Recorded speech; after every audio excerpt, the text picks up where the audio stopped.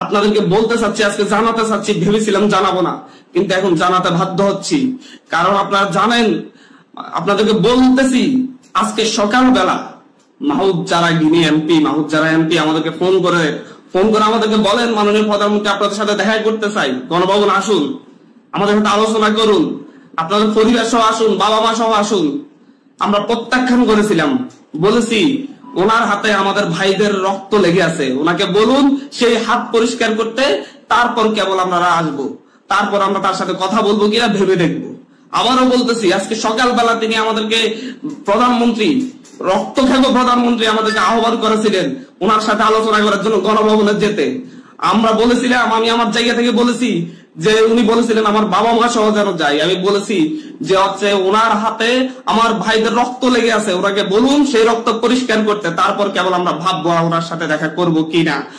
কিন্তু দুপুর না হতেই উনি সেই একই কাজ শুরু করেছেন, আবার আমাদের ভাইদেরকে হত্যা করেছেন, আবার আমাদের ভাইদের রক্ত গড়িয়েছেন।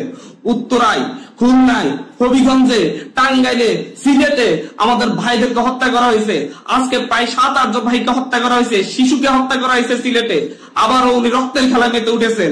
একটা রক্তক্ষেকো সরকার কিভাবে ক্ষমতায় থাকছে, কিভাবে থাকতেছে আমরা বুঝতে পারতেছি না।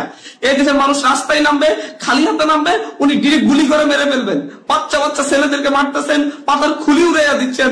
এগুলো কোন ধরনের অফিসার ভাবে বাস করতেছে? এটা কোন ধরনের রাষ্ট্র? সভ্য রাষ্ট্র? এই রাষ্ট্রের মানুষজন কি মরে গেছে? আর আমরা কি আর বেঁচে থাকার অধিকার রাখি না? প্রতিটা মানুষ কি ওনার কাছে জিম্মি হয়ে আছে? যাকে ইচ্ছে তাকে হত্যা করবে, যাকে ইচ্ছে তাকে খুন করবে? এটা চলতে পারে না। এর বিরুদ্ধে আমাদেরকে ঐক্যবদ্ধ লড়াই করতে হবে। আমরা বৈষম্য বিরোধী ছাত্র আন্দোলনের পক্ষ থেকে স্পষ্ট ঘোষণা করতেছি, আগামী কালকে সারা দেশে প্রতিটা পাড়া মহল্লায় প্রতিটা জায়গায় বিক্ষোভ কর্মসূচি পালিত হবে। আর আগামী কালকের পরে পরশুদিন থেকে সর্বাত্মক অসহযোগ আন্দোলন পালিত হবে। সর্বাত্মক অসহযোগ। আমাদের ভাইদেরকে বারবার খুন করতেছে, আমাদের মুখে এক কথা বলে সকালে কান্নাকাটি করতেছিল যে হচ্ছে এই লাশগুলা দায়িকে নিবে, আর বিকাল না হতে আবার লাশ ফেলতেছে রাস্তায়। মানে দোমুখ সাপ, সকালে এক কথা বলে বিকেল আরেক কথা বলে।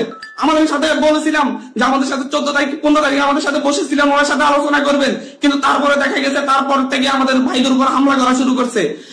উনি একটা নৃশংসতা চালাচ্ছে বাংলাদেশে, কোন ভয়ঙ্কর একটা অবস্থা বাংলাদেশে বিরাজ করতেছে। ছেলেদেরকে, শিশুদেরকে, বাচ্চাদেরকে, মেয়েদেরকে হত্যা করতেছে। ছাত্রলীগ, যুবলীগ গুলি নিয়ে রাস্তায় নামতেছে। ওরা সন্ত্রাসীদেরকে নিয়ে রাস্তায় নামিয়ে আমার ভাই বোনদেরকে হত্যা করেছে। আর বসে থাকা যায় না। আমরা সারা দেশের ছাত্র, নাগরিক, অভিভাবক যে অবস্থানে আছেন, মা বোন, প্রত্যেককে বলবো আগামীকাল থেকে আপনারা প্রত্যেকে রাজপথে থাকবেন, প্রত্যেকে প্রতিটা বাড়ি থেকে রাজপথে থাকবেন। আপনারা কেউ ঘরে বসে থাকবেন না, এটা আপনাদের দায়বদ্ধতা। আপনাদেরকে বলতেছি, প্রতিটা লাশের রক্তের প্রতি আপনাদের দায়বদ্ধতা আছে, প্রতিটা শহীদের রক্তের প্রতি আপনাদের দায়বদ্ধতা আছে। আমি সারা দেশের প্রত্যেকটা নাগরিককে বলবো, আপনার যদি একটু লজ্জিত হন, আপনি যদি এই বিচার চান, আপনি যদি এদের বিরুদ্ধে দাঁড়াতে চান, আপনি ঘরে থাকতে পারেন না। আপনার প্রত্যেককে রাস্তায় নেমে আসতে হবে।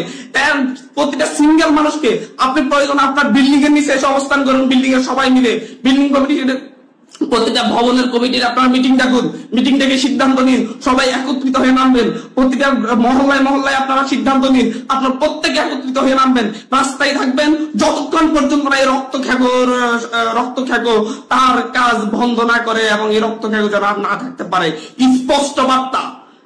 বারবার ছাত্রদেরকে হত্যা করবে, নাগরিকদেরকে হত্যা করবে, বারবার এই দেশের মানুষকে হত্যা করবে।